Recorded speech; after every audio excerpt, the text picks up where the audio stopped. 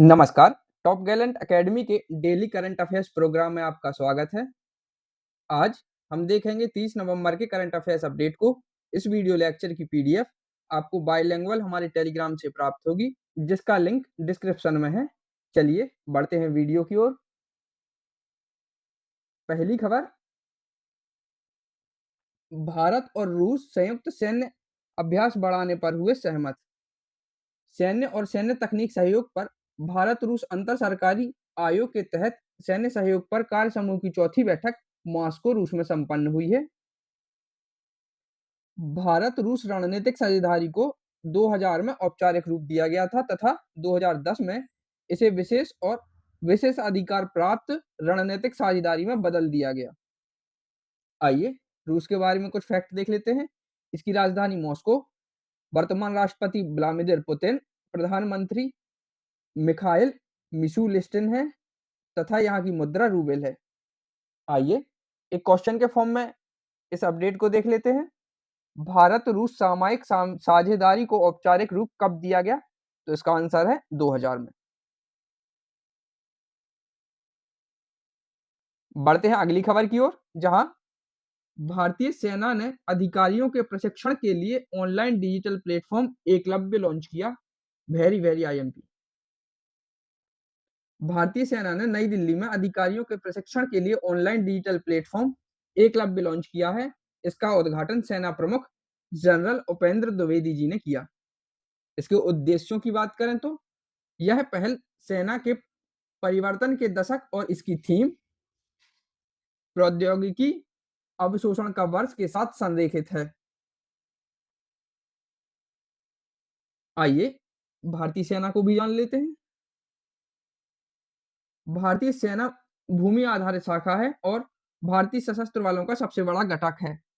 भारत के राष्ट्रपति भारतीय सेना के सर्वोच्च कमांडर हैं और इसके पेशेवर प्रमुख सेना प्रमुख COAS हैं। अगली अपडेट, वाणिज्य एवं उद्योग मंत्री श्री पीयूष गोयल ने भारतीय उद्योग परिसंघ यानी CII के ईज ऑफ डूइंग बिजनेस और विनियामक मामलों के पोर्टल का शुभारंभ किया।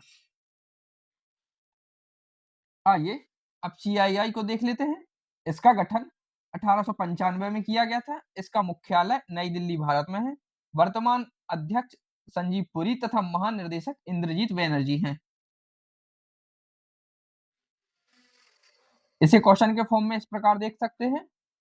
पीयूष गोयल द्वारा लॉन्च किए गए ease of doing business portal के प्राथमिक उद्देश्य क्या है? तो इसका सही आंसर होगा विनियामक अपडेट। अगली खबर खेल क्षेत्र से है, जहां भारत की रिनचेन यूडोल ने बहरीन में पहली विश्व पैरा पूमसे ताइक्वांडो चैंपियनशिप में ऐतिहासिक कांस्य पदक जीता। आप इनका नाम याद रखें, रिनचेन यूडोल। और ये कहां से संबंधित रखती हैं? आइए से आगे जानते हैं। कारगिल लद्दाख की रिनचेन यूडोल ने बहरीन के नमाना में पहला विश्व पैरा पूमसे ताइक्वांडो चैंपियनशिप में कांस्य पदक जीता है।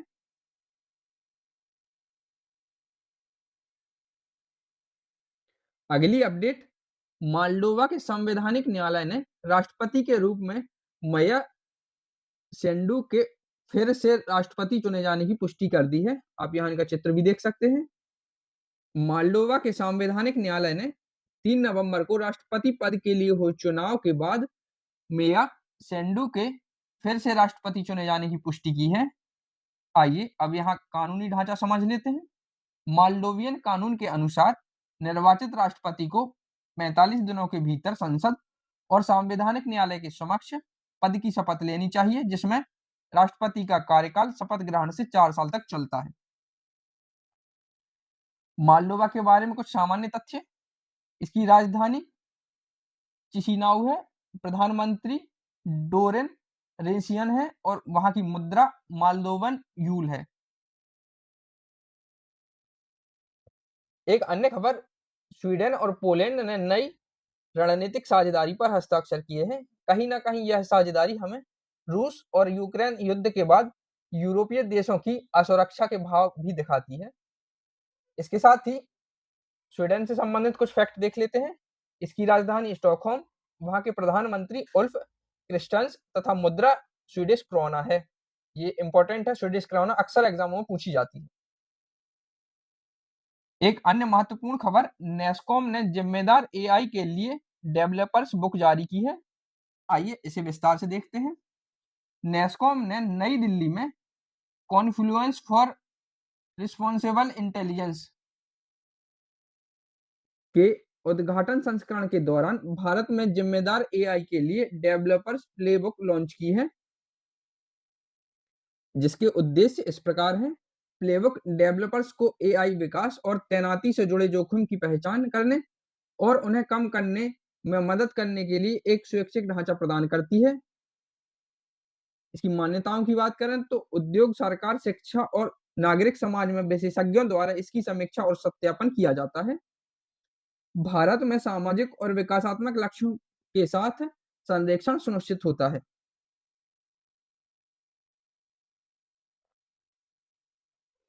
अंतिम अपडेट में बात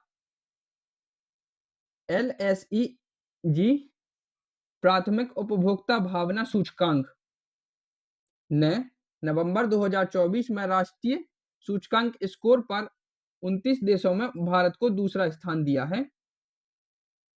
शीर्ष रैंकिंग इंडोनेशिया की है और इसका स्कोर 64.3 है। इसके बाद भारत आता है जिसका स्कोर 61.0 है। इसकी मुख्य बातें, 50 अंक से ऊपर के देशों में मैक्सिको, मलेशिया, सिंगापुर, अमेरिका और अन्य देश शामिल हैं तथा 40 से कम स्कोर वाले देशों में जापान, हंगरी और तुर्की शामिल है। आइए इसे क्वेश्चन के फॉर्म में देख लेते हैं। नवंबर 2024 में LSEG IPSOS PCS रिपोर्ट के अनुसार 29 देशों में राष्ट्रीय सूचकांक स्कोर पर भारत का स्थान क्या है? इसका आंसर होगा दूसरा। आइए वीडियो के अगले भाग में चर्चा करते हैं 30 नवंबर के डेली करंट अफेयर्स क्वेश्चन की, जहां पहला क्वेश्चन, भारत का कौन सा राज्य 2024 में 12वें अंतर्राष्ट्रीय पर्यटन मार्ट की मेजबानी कर रहा है? इसका आंसर है option number B, Assam. Question number 2, 10वां भारतीय अंतर्राष्ट्रीय विज्ञान महोत्सव IISF 2024 पहली बार किस पूर्वोत्तर राज्य में आयोजित किया जाएगा? यह महत्वपूर्ण है, पूर्वोत्तर राज्य। तो इसका आंसर है ऑप्शन नंबर ए, असम। तीसरा, हाल ही में किस भारतीय परमाणु ऊर्जा संचालित पनडुब्बी ने K4 मिसाइल का सफल परीक्षण किया है? इसका आंसर है option number B, INS Arighaat. Question number 4, 28 नवंबर 2024 को चौथी बार झारखंड के मुख्यमंत्री के रूप में शपथ लेने वाले हेमंत सोरेन किस पार्टी से हैं?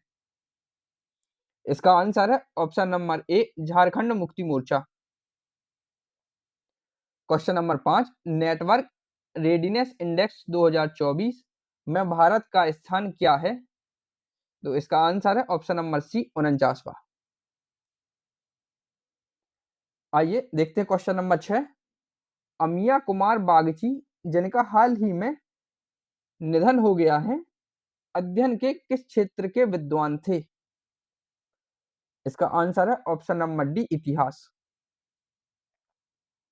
क्वेश्चन नंबर 7, 9 दिसंबर 2024 को पानीपत में पीएम मोदी द्वारा शुरू किए जाने वाली बीमा सखी योजना का प्राथमिक फोकस क्या है? तो इसका आंसर होगा ऑप्शन नंबर सी, वित्तीय सुरक्षा और विनिमय के माध्यम से महिलाओं को सशक्त बनाना। क्वेश्चन नंबर 8, हाल ही में लॉन्च की गई पुस्तक माई बिलव्ड लाइफ किसके द्वारा लिखी गई?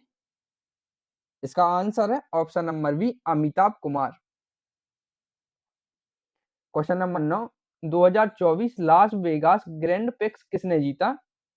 तो इसका आंसर होगा ऑप्शन नंबर डी, जॉर्ज सरेल।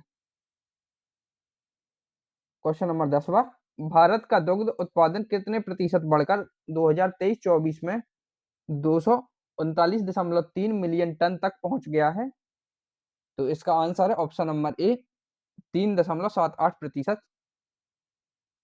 धन्यवाद, मिलते हैं कल एक नए वीडियो के साथ। तब तक आप जुड़े रहें टॉप गैलेंट अकेडमी के साथ। Have a nice day.